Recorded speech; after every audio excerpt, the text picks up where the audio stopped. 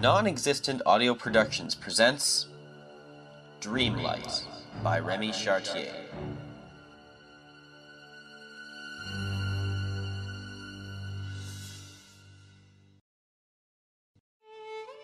And I have occasionally wondered whether the majority of mankind ever pauses to reflect on the occasional titanic significance of dreams and of the obscure world to which they belong. Howard Phillips Lovecraft, Beyond the Wall of Sleep.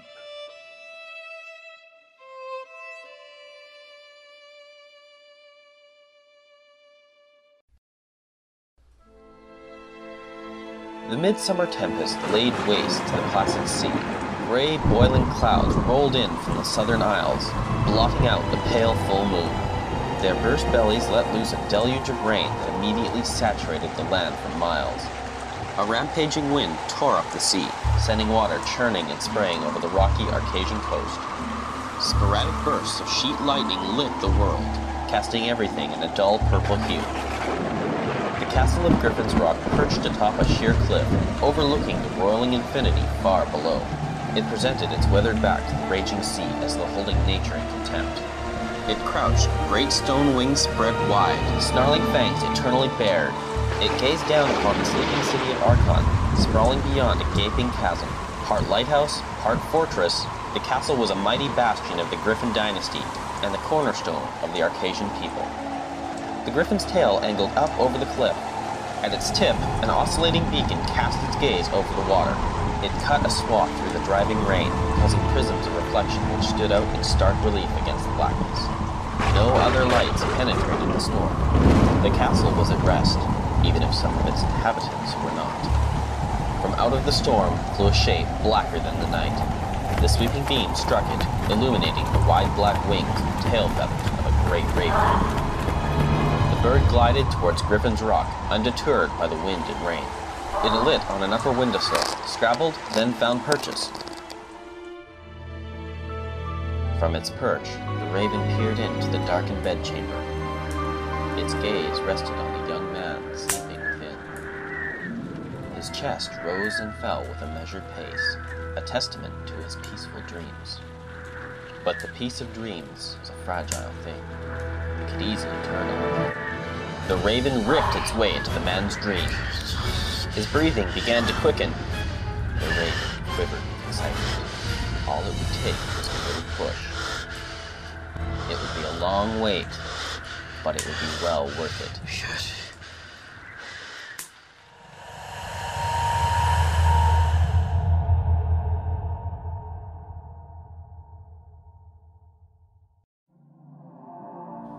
King Lysander never dreamed of the future.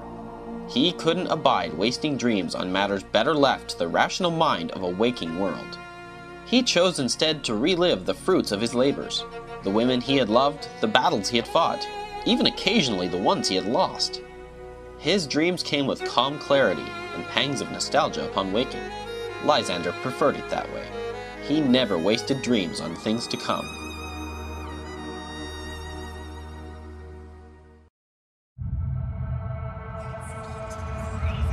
But tonight, King Lysander thrashed wildly in his bed, dreaming scenes he had never lived. He knew he was dreaming. He always knew. And yet, he could not wake. He willed Hermione to draw him back into the waking world, but the dream bore him along its surreal course, and there was nothing Lysander could do about it.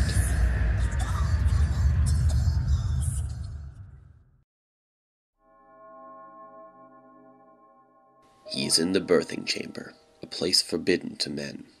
A light glyph bathes the room in sterile white. The woman writhes in a tub of pink-tinged water, her face hidden by curtains of shadowy hair. Blurred figures gather around her. One puts a cup to the woman's lips. She raises her head to drink, and the curtains part. Sweat glistens on the woman's face, a face he knows better than his own. Hermione! His queen looks at him through her pain. Her eyes are oceans. She screams a scream of undying agony and fear. The figures bend over her. Their faces are hidden by glaring white masks. A pair of white-gloved hands darts into the water, which darkens as though to hide them. They emerge, holding a wriggling monster, bloody and glistening. It barely resembles anything human. It's not a child, but an unchild, an abomination ruined from the womb. It opens its tiny mouth and bawls. The sound is wet. It sets his teeth on edge. Subconsciously, he knows it's a girl. The room wavers, then loses clarity. Then he is somewhere else.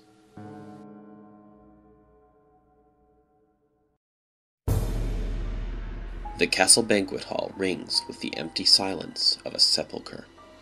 Its stained glass chandelier sheds soft pools of radiant light over tables heavy laden with a great feast. The food ripples unnaturally in the light, as though alive and yearning towards a waiting mouth. He approaches a table covered with platters of meat. Chickens, hams, redwood elk. The meat is green with rot. It crawls with flies, squirming bloated maggots. He doubles over, retching at the sight. The smell is all around him. At least it won't go to waste. His voice is that of one driven mad. He barely recognizes it. He feels a presence in the air, a sense of no longer being alone in the room. Lysander turns. The hall is bursting with people. Their clothes are little more than torn rags, sagging on their gaunt frames. Oozing black sores cover their bodies. Leprosy, or something fouler still. They gibber in mournful, inarticulate voices, and gorge themselves on the crawling feast, as the soft light becomes the pallid hue of corpse fire. A searing pain tears his stomach apart. Blood spurts from the open wound, and a pink rope of entrails stretched taut across the room. They sit coiled on a silver platter. The crowd parts and drops as one to its knees. An enormous wolf pads across the floor. Its coat is moonlit snow.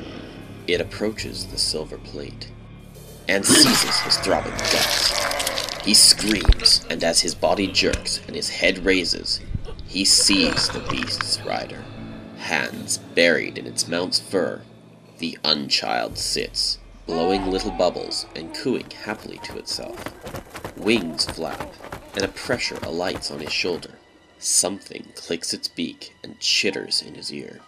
He lashes out in spite of the pain. A squawking black raven flies from his shoulder.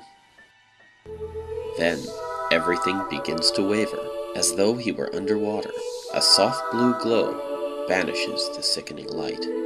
He looks frantically for the source and sees the unchild floating in the air, radiating a peaceful glow. She is no longer a fleshy mass, but a radiant and healthy young woman, her hair and skin the color of summer. Hermione? But even as he speaks her name, he knows it isn't. The features are similar, but altogether their own. The wolf snarls and looms before him. Its visage twists and shrinks, becoming a man. Deep blue eyes shine into his, and again he is gripped by a sense of familiarity. Who are you? Tell me! The man moves as though to speak, but darkness bursts from his lips, blotting out the world. The raven's furious shriek fills Lysander's head.